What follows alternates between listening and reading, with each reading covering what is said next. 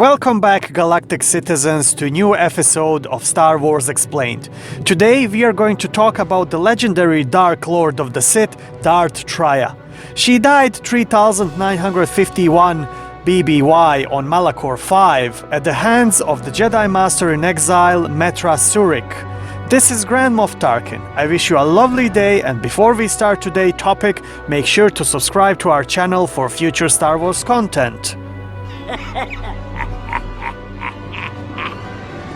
Darth Traya, known in her later years as Kreia, was a Jedi Master turned Sith Master during the Dark Wars and Dark Lord of the Sith Triumvirate, ruling over the remnants of the Sith forces after their defeat in the Jedi Civil War.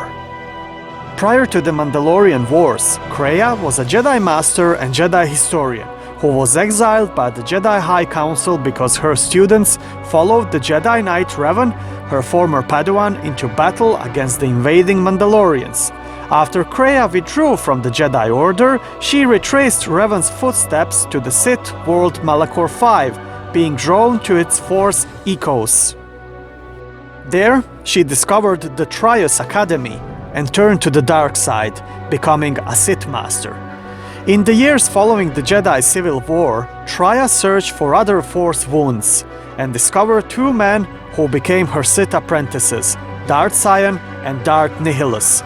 With them, she formed and became Dark Lord of a Sith Triumvirate, intent on destroying the Jedi. Eventually, Traya was overthrown by Sion and Nihilus, who stripped their master of her connection to the Force. After having been exiled by both the Jedi and Sith, she held an abhorrence of how both orders were used by the Force to its own ends, and began to consider how she might rid the galaxy of its influence forever.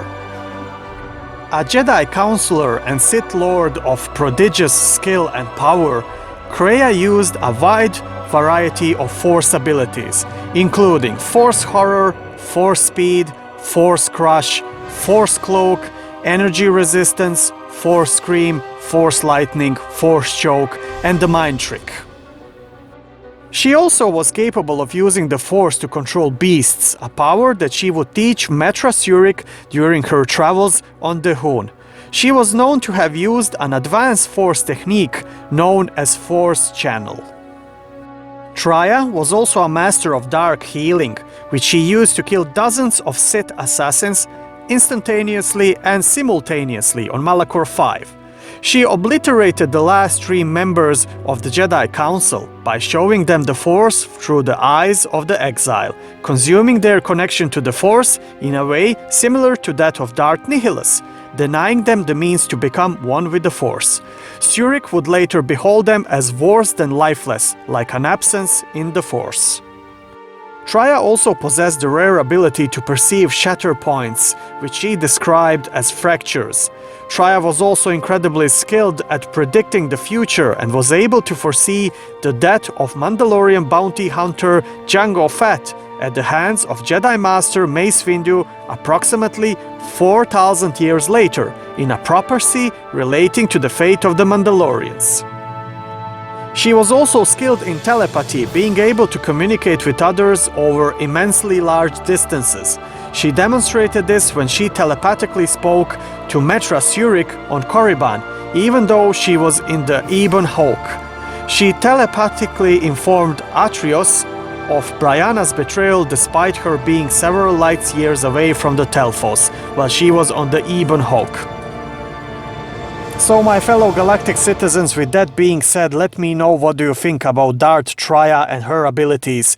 And if you like content for today, don't forget to click thumbs up for this video to support our channel. I thank you all for your kind support, and until next time, may the Force be with you always.